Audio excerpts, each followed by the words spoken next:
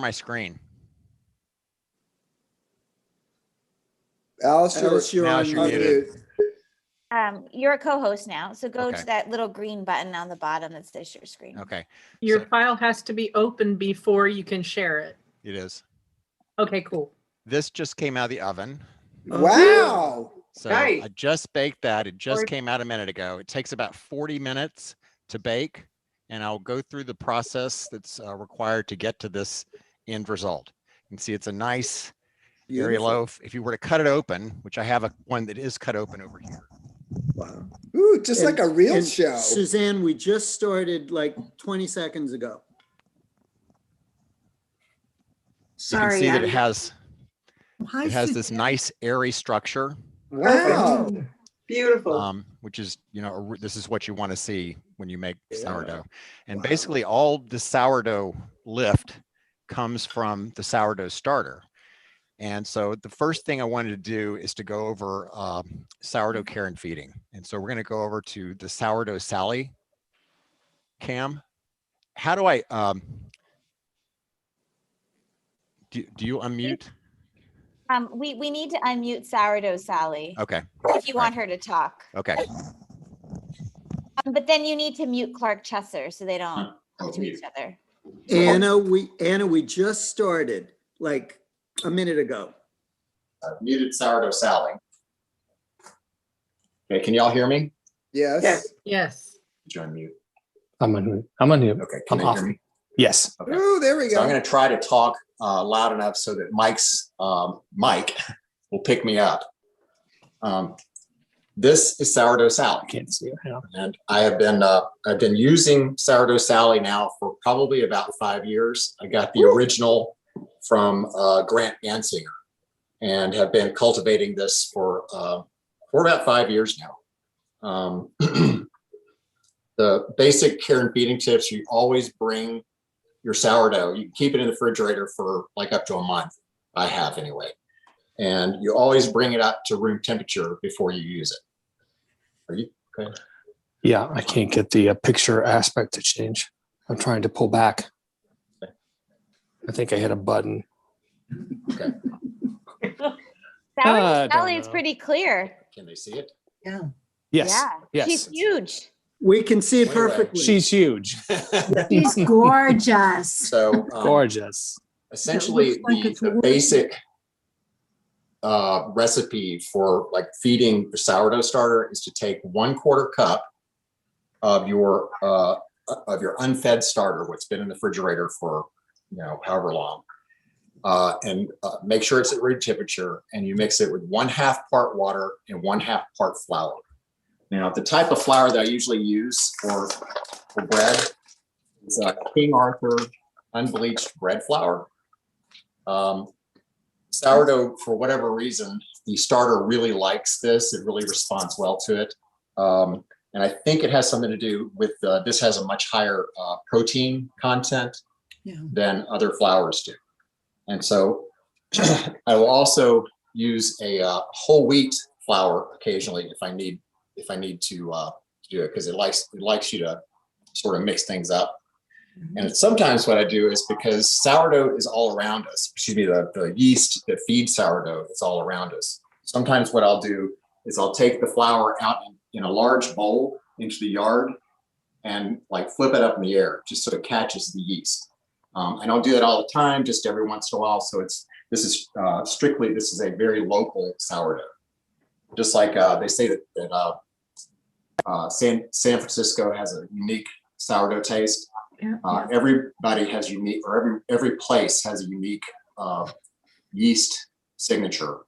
Okay, explain that, Clark. So you like Explain that. like when you go out basically, outside, it's the type of yeast that Can you can't hear them, can you? Okay. it's the type of yeast that grows in an area, and they're slightly different depending on where you live. And so the yeast that goes in here is a yeast that's typical of this area.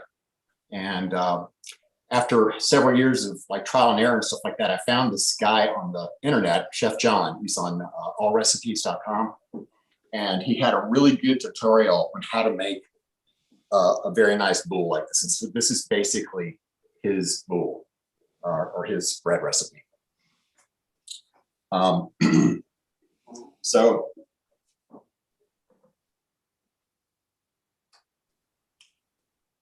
now what I'm going to do. Now what I'm going to do is go through the, you can tilt back down. Okay. Now what I'm going to do is I'm going to go through the steps that are required to basically form a loaf. I basically have the loaves at 3 different stages, and one is finished, one is sort of on its way, just begun, and then one is on its way. And so I'll show you the process from the beginning to the end. And so, as I was saying, I started the starter this morning and basically took about a 1/4 cup out of the refrigerator. And after it had come to room temperature, which takes about an hour or so, you just mix it with half water and half yeast, or excuse me, half water and half flour. And then you just set that aside and let it go all day long. After about, Mark, yeah. how much flour and water? It doesn't matter. In this particular one, it was about a cup of each. Okay. And that's because I was going to be I was going to need at least half a cup of starter. Okay. So in this case, I used about a cup of each. Okay. And just the directions you're going to share with us, are they in written form anywhere, or should Yeah, they're on PowerPoint presentation.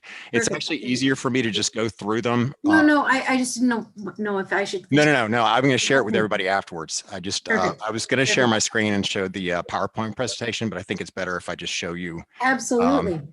So the first thing you do, and this recipe is on the PowerPoint, and I'll share with everybody. And we can actually, can we attach it to the YouTube somehow? Maybe. Maybe.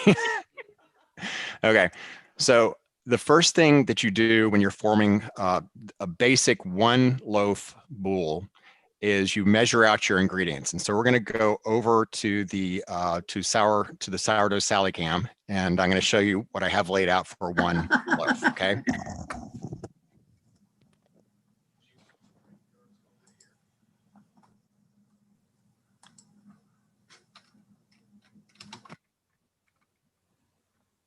Now, Okay.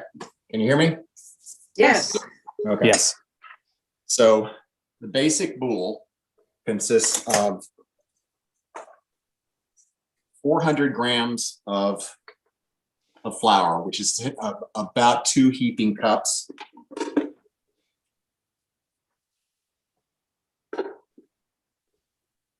Sorry for the unsteady camera work. Okay, You're maybe doing about a 2 great 1/4. job, Mike.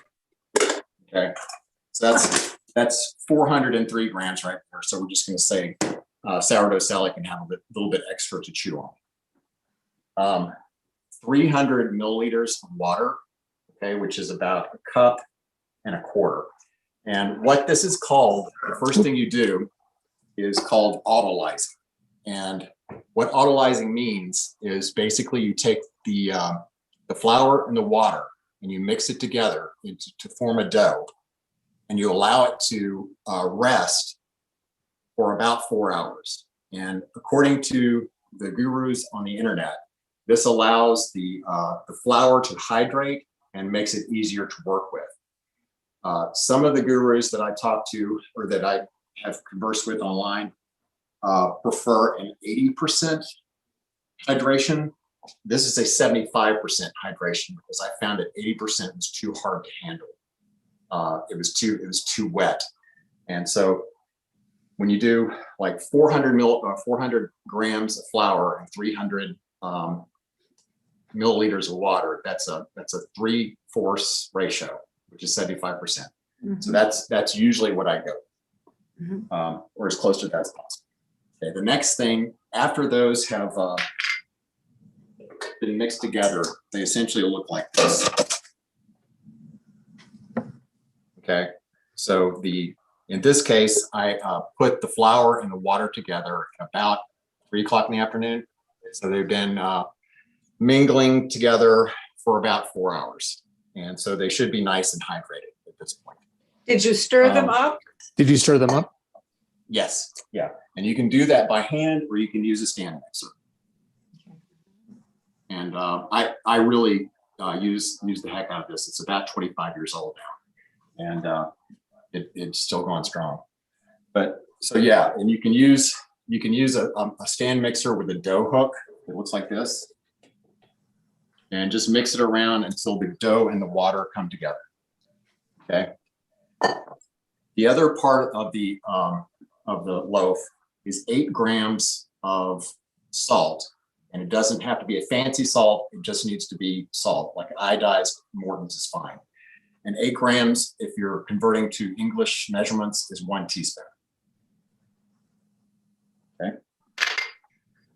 The next is for flavoring. And in this case, I went out to the garden and got some rosemary and some thyme and some cracked pepper, not from the garden. I got that from my kitchen.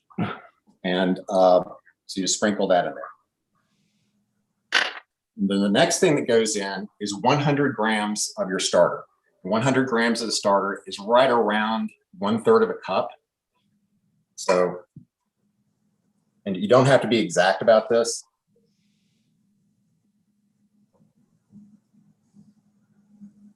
Like I said, I will share this starter with whoever would like some. Cheryl Letterly had a great metaphor for sourdough. One time when we were baking with the children downstairs, I'm going to wash my hands real quick. She basically said that sourdough yeast is like, she was explaining to the children that sourdough yeast is everywhere. She said, think of it as the Holy Spirit.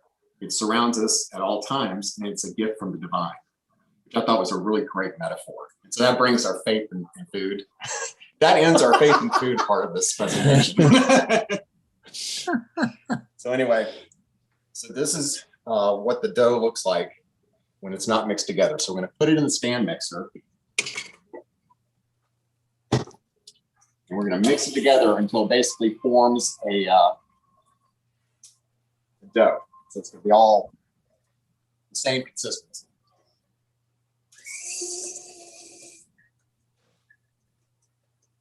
The sourdough makes it kind of a wet dough to begin with, but once the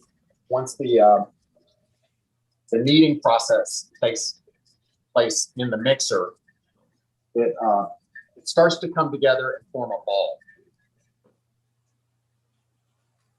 And usually it takes about a minute or so for that to happen. There's very little like hand kneading that you have to do with this recipe, and that's one thing that's great about it, is that the long rising process forms the gluten that you need to have this really airy texture. So you don't have to do a lot of hand kneading like you would like with a regular loaf. If you don't have this wonderful machine, can you do it by hand? If you don't have this wonderful machine, can you do it by hand? Yes, you can do it by hand. It just takes a little bit longer. Or you can find a friend, Jeanette, who has the machine. So now we formed our loaf. You can see it's a very wet dough, okay? And what you do with it, you basically, at this point, I would do this at like right before I went to bed. And I would leave it covered overnight and let Sally sourdough do her thing. And so let me clean my hands off real quick. Clark, would you leave that overnight in the fridge or outside, or where? Where would you leave it? Inside of the fridge or out? The best place to let dough rise is inside your microwave oven, because it's a enclosed space, and it's fairly, it's a fairly even temperature. Just don't forget to turn it on. Okay, so now I'm going to cover this over.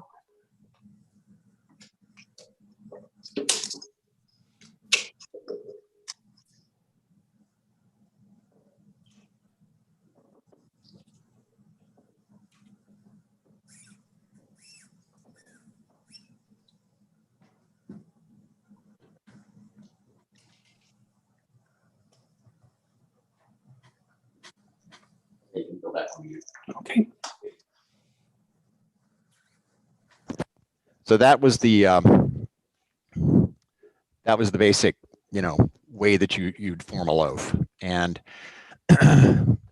so the next morning, what you do, and like I said, all this is in the PowerPoint presentation. The next morning, you'd get up and you'd find a dough that looked sort of like this.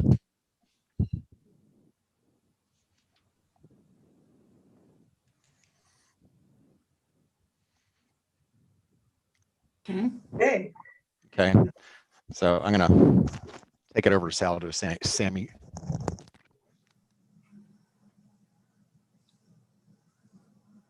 Mhm. Okay. What do you say about this? So what I used for this one is a mixture of Italian seasoning and some red pepper flakes. So that's it's going to have a little bit different taste than the other one that I created. And this one has got a lot of lift in it because Sourdough Sally was very feisty. And so what I would do when this was ready to form into a dough, the first thing I would do, and we're going to go back to the other cam because it's easier to show you over there. All right. Follow me over Oh, okay. Whoa. here. Yeah, I'd have to. Okay. Okay. Are you unmuted? Yes, I think so. So Can you guys hear? can you hear us? yes. Yes. We can hear Yes. you. So Okay, good. like an hour before I'm ready to bake. So usually the rise is from like 9 p.m. in the evening until maybe 10 o'clock the next morning. When we're working from home all the time, these things are easy to monitor. I take my old Lodge cast iron Dutch oven, and I put, and you can also use, if you have a Le Creuset, this one, you can use that as well. And put it in an unheated oven with the lid and the base separate. And you turn it to 470 degrees. And you let that heat for at least an hour, okay? I'm gonna come over here and form the loaf. Oh, over here. Okay.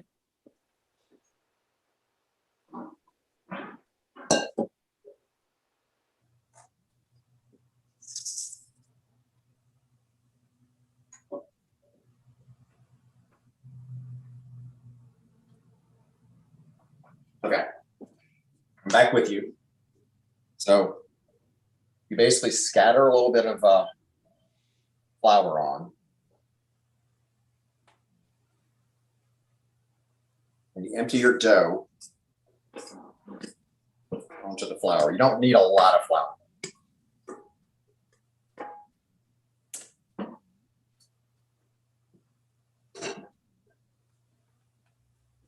Now what I do is I take an old dish rag, Clean.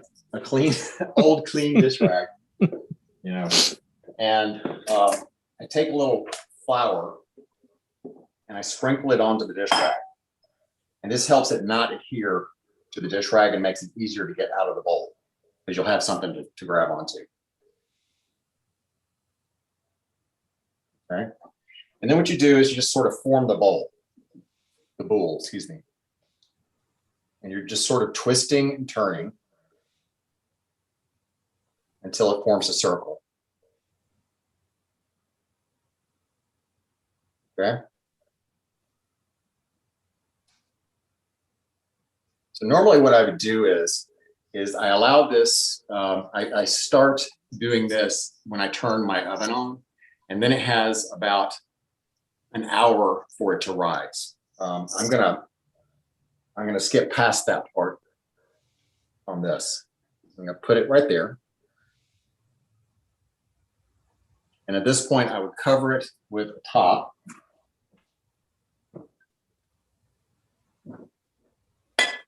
And let it rise for an hour while the temperature in the oven comes to temperature and the oven sort of heats at 450 degrees for about an hour or so.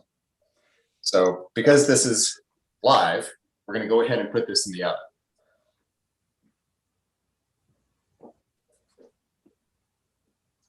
So what I do is, anybody that's come to Weekirk will recognize this stuff. This is called parchment paper. And it just makes your life as a baker a lot easier because things don't really stick to it.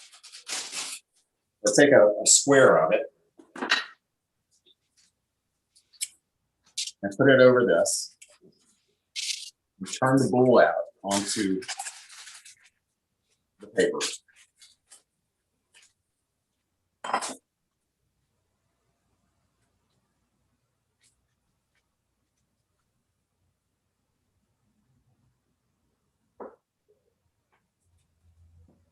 And I take a knife and I score it so that it doesn't split.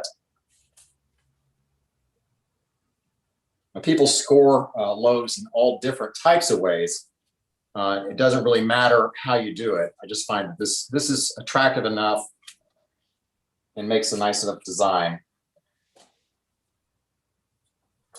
But you can get really fancy with this if you want to. A lot of people use to score this. I don't know what it's called, but it's like a razor blade on a stick, and they use that to score their loaves. I don't have one of those, so I just use a sharp knife. So then what we do is we're just going to put it in the oven.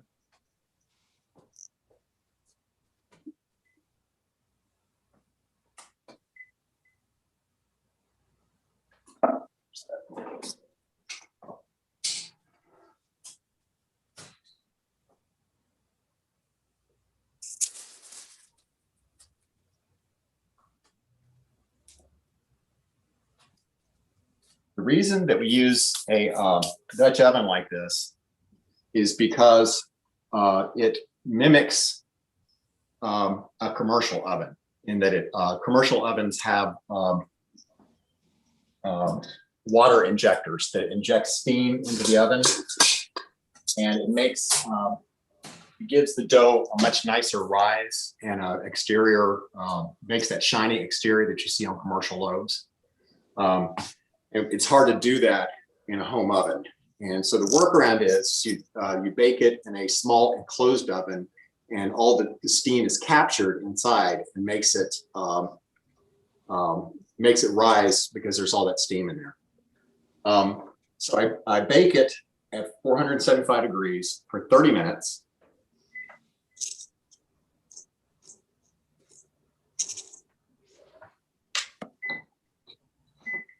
And then when it's done, I take it out, or I take off the top and bake it for an additional 10 minutes. And that sort of gives it that crusty exterior that you can kind of see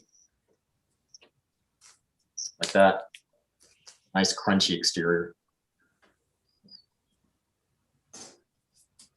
Okay, I'm gonna go back on here. Okay. Okay. That's a lot of information.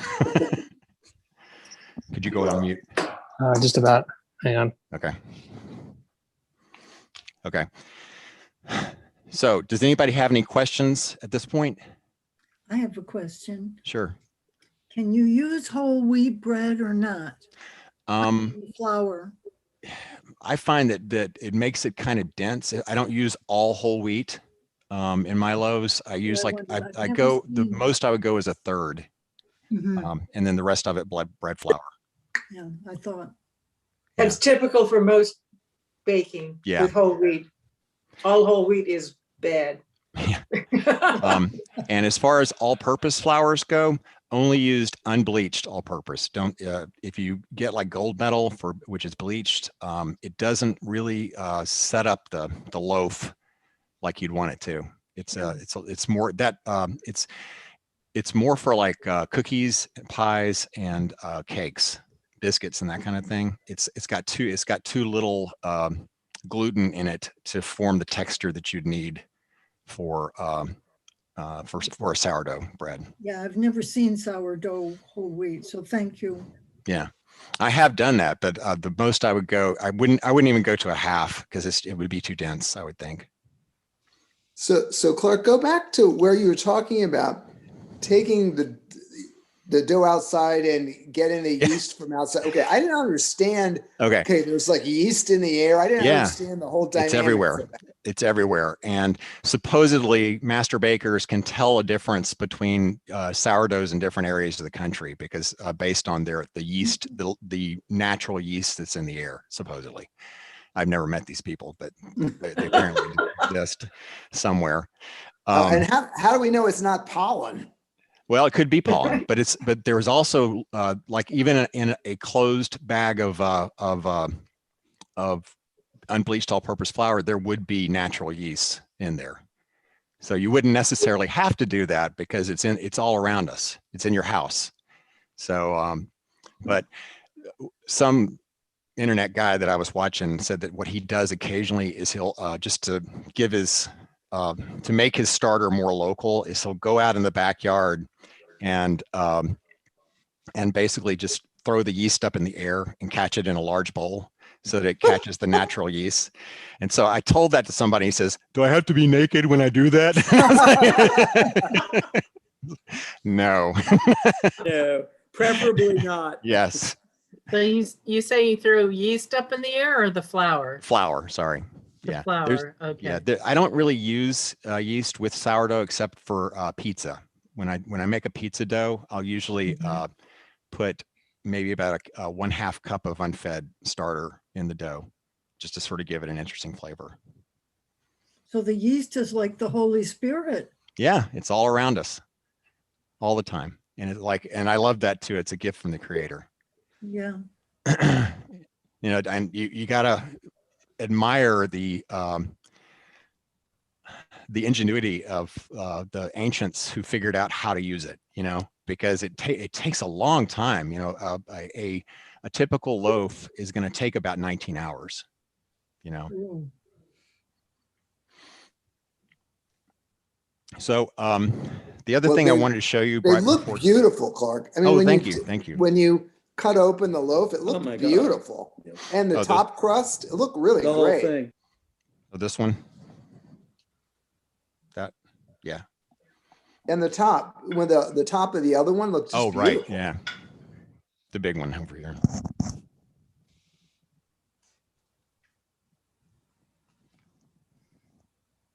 Yeah, this is what the finished product looks like. Yeah, it's gorgeous. Nice. How do you get it to have that flour looking exterior? That's the flour that I put in that. I was saying that I put a little bit of flour on the outside of an old kitchen towel, and before I put it in the bowl.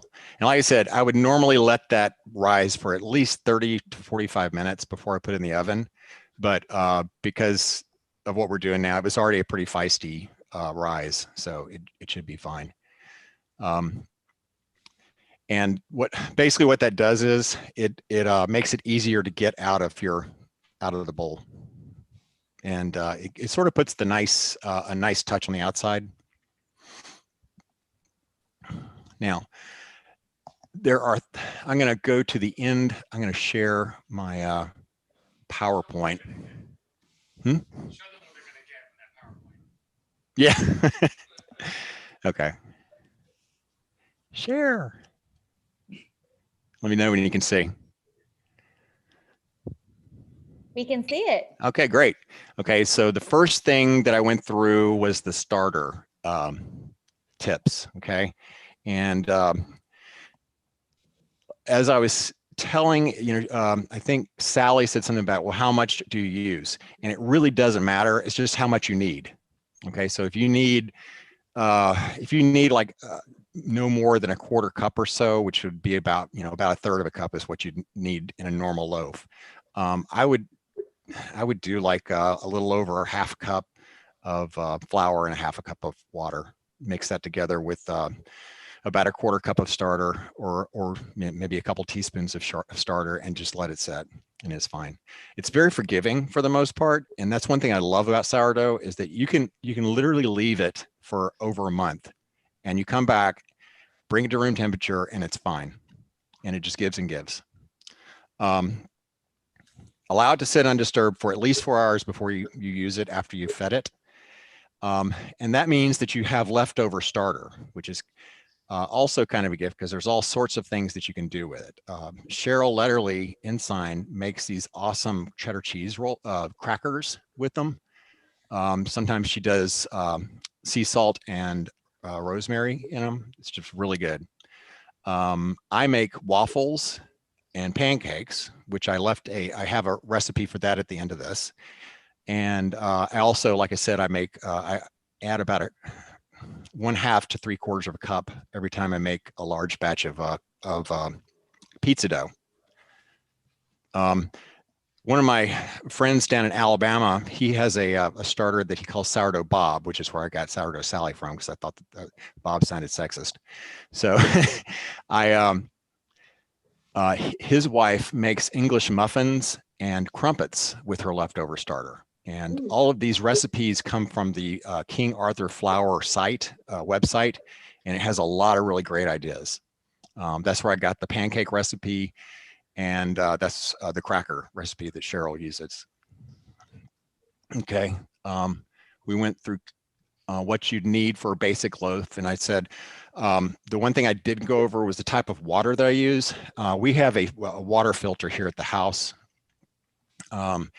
and that's what I use all the time. Supposedly, I've heard that that the starter doesn't like chlorinated water, and so it's best to use either filtered or distilled water. I don't know if that's hard and fast. It probably would be fine with Arlington Tap, but if you have a Brita filter, just pass it through the filter, it'd be fine. This is the basic recipe that I followed. And the autolyzing process is really important because that's the first step where you mix the flour and the water together. I never had it really work well before I started doing that. Sometimes it would work and sometimes it wouldn't. And I've come to realize that the reason why is because sometimes they had a longer rise. But ever since I started just mixing the flour and the water together first and leaving it for at least 4 hours, 3 to 4 hours, it's been very successful. I mentioned the forming the dough, and you add your flavorings, your salt, and whatever else you want in there, and your water. Excuse me. Oh no, you've already added the water. Here are the instructions on what to do overnight, or when you get up the next morning, and forming the loaf.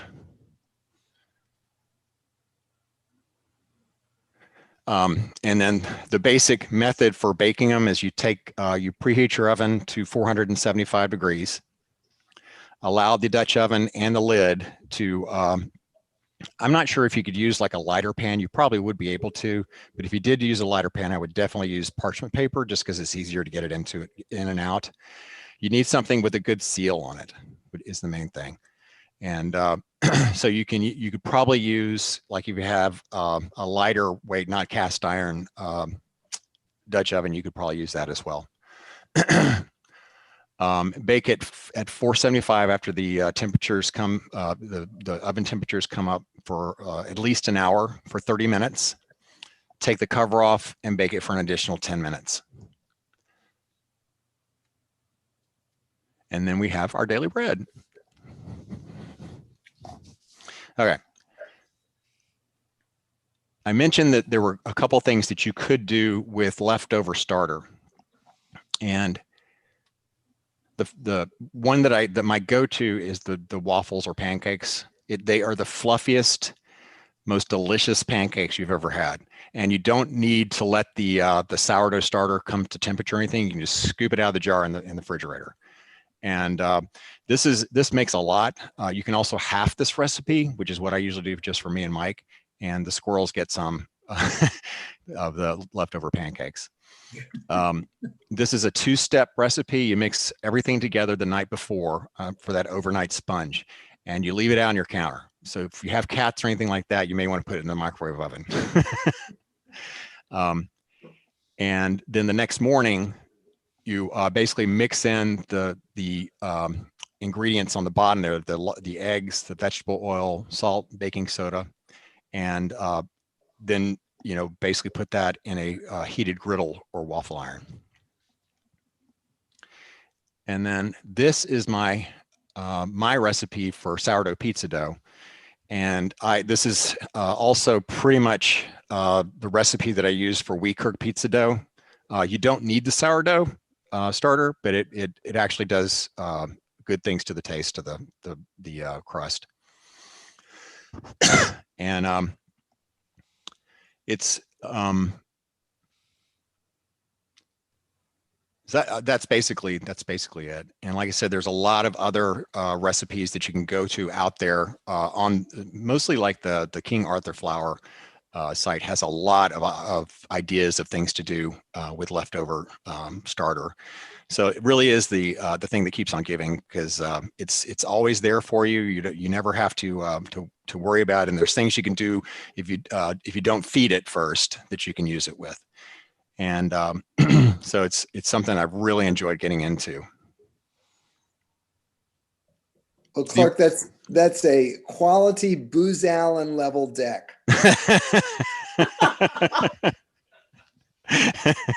I saved a copy to the OneDrive.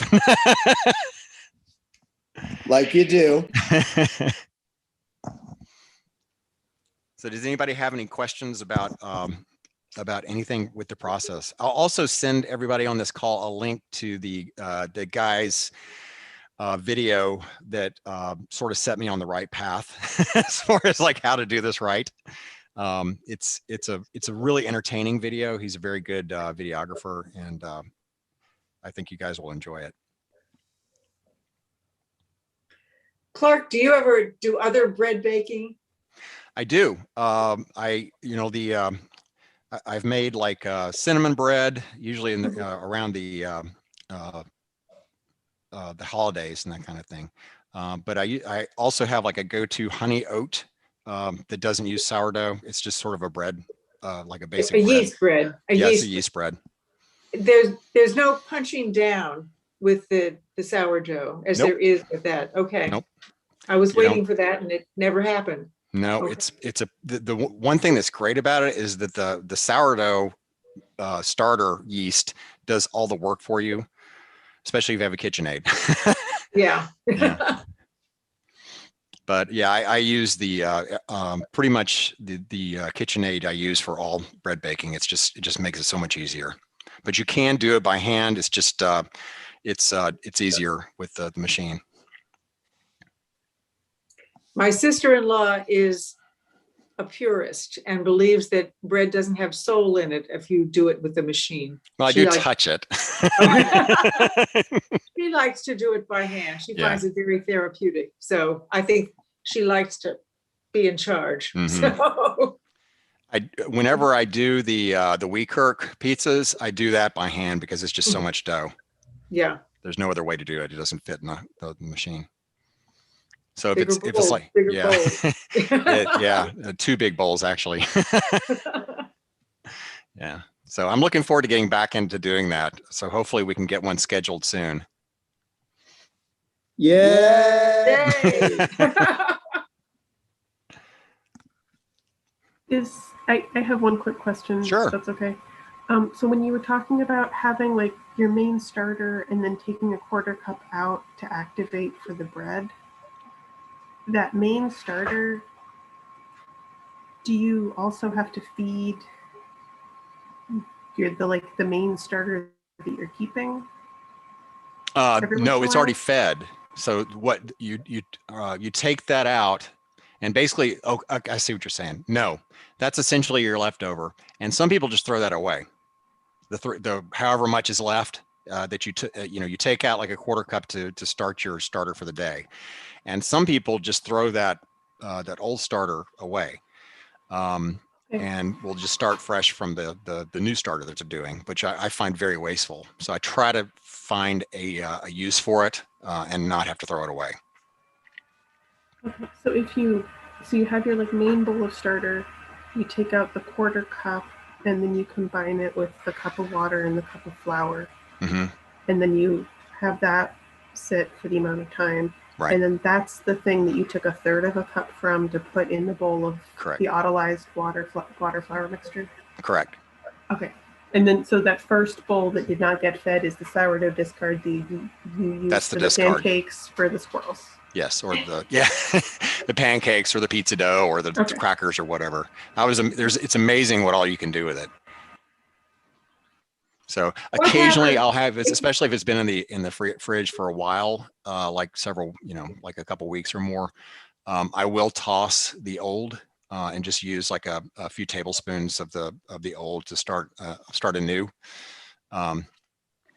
Just because, and sometimes I notice, especially like if you've been gone for 3 or 4 weeks and haven't fed it, it'll take it a while to activate, but it does activate.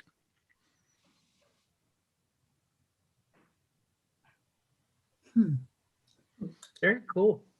It sounds like the thing in Little House of Horrors. What is it? The Little House? Little Shop? Little Shop of Horrors. Yeah.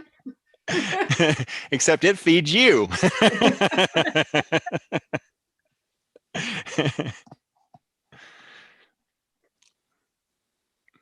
So because this is a starter that I got from somebody in the community, Grant Mansinger, I would really love to share it with anybody that would like to to try some of this. And if hopefully the next time we should be getting together shortly. So I'd like to be able to share half to a third of a cup with anybody that would like to start their own starter. It is so much easier to do it, to start a sourdough starter when you have somebody else's established starter, because just go out and Google sourdough starter, and it is insane how long it takes. You have to it takes like 2 weeks, and you end up using half a bag of flour and having to throw away a bunch of it every day, and it's so much easier to start with someone that's already been started. Clark, hi.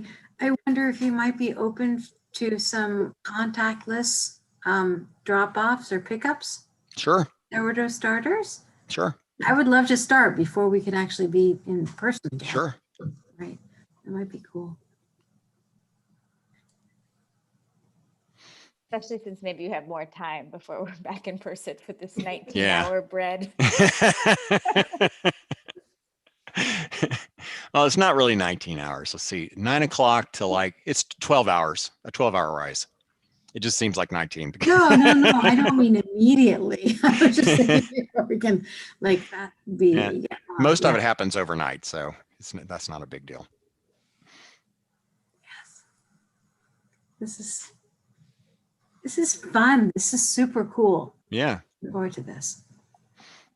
Yeah. Oh. Thank you, Clark. You're welcome. Yes, thank you. It's amazing, Clark. How do I get out of share? Great. Oh, Great job, Go Clark. to the red button. Stop It's- share. Okay. Stop share. Yeah. There we go. Okay, and I will share the PowerPoint with everybody on call. Great. And Anna put a great note in the chat that we could link the PowerPoint through Google Docs into the YouTube. Oh, okay. They are more up. Okay, so what I'll do is I'll make sure that that I send a copy to you, and you can upload it. I don't think I can upload to the docs. I can figure it out. Okay. Hopefully. Did you read Frank's note in the chat? No, I haven't read it. It says the French call that razor blade thingy a lame.